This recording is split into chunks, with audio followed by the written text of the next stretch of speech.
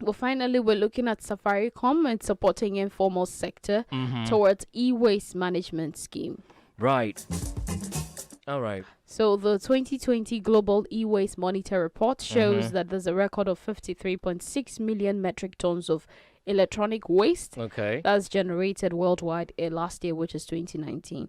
Now, it also reveals that global e-waste will reach 74 metric tons by 2030, Wow. making e-waste the world's fastest growing domestic waste stream, which is fueled mainly by higher consumption rates of electric and electronic equipment, short life cycles, and a few options for repair. Nice.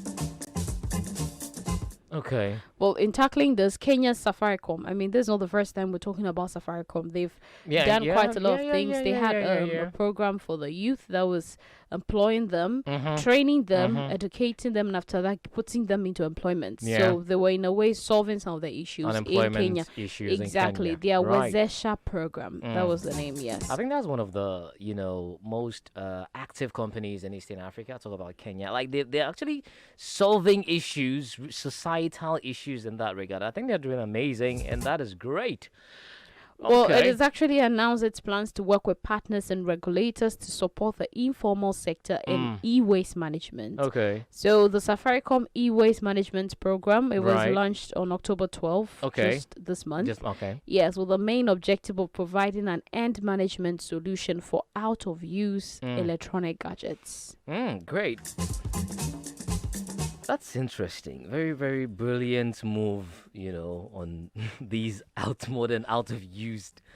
I think mostly we don't consider them as waste because they're not. We don't think they fall under plastic waste or anything. But I mean, phones and tablets and that's laptops where that go out of use I think wherever that's where they go. the scrap dealers come into play. I mean, theirs is just to collect them and sell them off to whoever is interested in buying. But great initiative by Safaricom.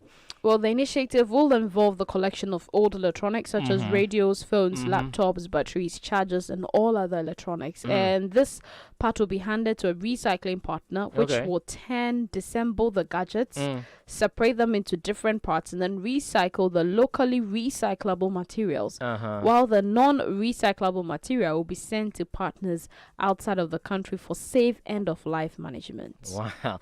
Nothing goes to waste, huh? Well, that's a key thing. Trying to end waste is important. Right. Yes. Interesting.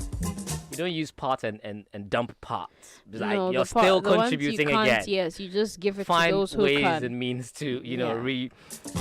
bring it back into the system again. Now, it's going to create a sustainable business model. It's also going to bring about employment, especially for the local people, because I love the fact that they're actually looking at the locally recyclable materials. So it means they're going to use the recycling institutions, organizations in Kenya to recycle the ones that they can locally recycle instead of just carrying the whole thing and Everything taking it outside. outside. Yeah. So in a way, Yeah. they're creating jobs, which is very, very important.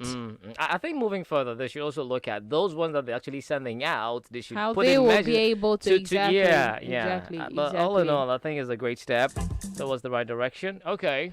Well, that brings us to the end of HR Good News for today. All too soon. I mean, I'm getting so excited about the good news today, and you're ending it, really?